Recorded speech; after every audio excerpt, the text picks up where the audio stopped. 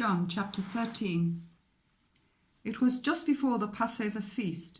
Jesus knew that the hour had come for him to leave this world and go to the Father.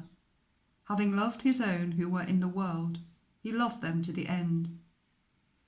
The evening meal was in progress, and the devil had already prompted Judas, the son of Simon Iscariot, to betray Jesus. Jesus knew that the Father had put all things under his power, and that he had come from God and was returning to God. So he got up from the meal, took off his outer clothing, and wrapped a towel round his waist.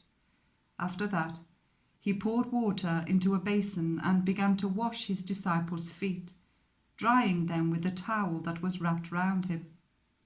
He came to Simon Peter, who said to him, "Lord, are you going to wash my feet?" Jesus replied, "You do not realize now what I am doing, but later you will understand." "No," said Peter, "you shall never wash my feet." Jesus answered, "Unless I wash you, you have no part with me." "Then, Lord," Simon Peter replied, "not just my feet, but my hands and my head as well." Jesus answered, "Those who have had a bath need only to wash their feet. Their whole body is clean. And you are clean, though not every one of you." For he knew who was going to betray him, and that was why he said, "Not every one was clean." When he had finished washing their feet, he put on his clothes and returned to his place. "Do you understand what I have done for you?" he asked them. "You call me teacher and Lord, and rightly so, for that is what I am.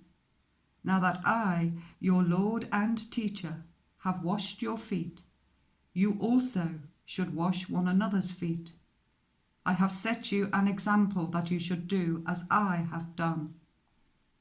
Very truly I tell you, servants are not greater than their master, nor are messengers greater than the one who sent them. Now that you know these things, you will be blessed if you do them. I am not referring to all of you. I know those I have chosen.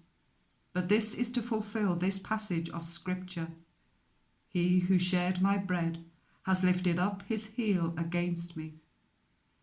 I am telling you now before it happens, so that when it does happen, you will believe that I am who I am. Very truly I tell you, whoever accepts anyone I send accepts me, and whoever accepts me accepts the one who sent me."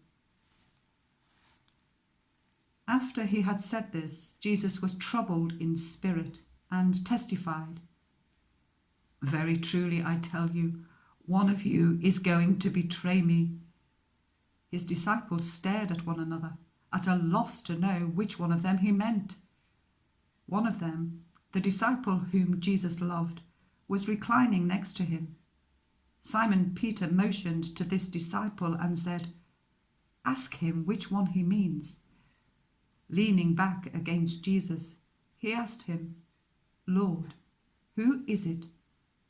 Jesus answered, "It is the one to whom I will give this piece of bread when I have dipped it in the dish."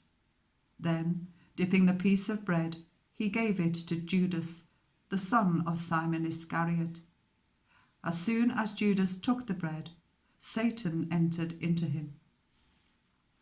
So Jesus told him, "What you are about to do, do quickly." But no one at the meal understood why Jesus said this to him. Since Judas had charge of the money, some thought Jesus was telling him to buy what was needed for the feast, or to give something to the poor. As soon as Judas had taken the bread, he went out, and it was night. When he was gone, Jesus said, "Now is the Son of Man glorified, and God is glorified in him. If God is glorified in him, God will glorify the Son in himself, and will glorify him at once. My children, I will be with you only a little longer. you will look for me, and just as I told the Jews, so I tell you now, where I am going, you cannot come. A new command I give you, love one another. As I have loved you, so you must love one another. By this, everyone will know that you are my disciples, if you love one another. Simon Peter asked him, Lord, where are you going? Jesus replied, Where I am going, you cannot follow, but you will follow later. Peter asked, Lord, why can't I follow you now? I will lay down my life for you. Then Jesus answered, Will you really lay down your life for me? Very truly I tell you, before the cock crows, you will disown me 3 times.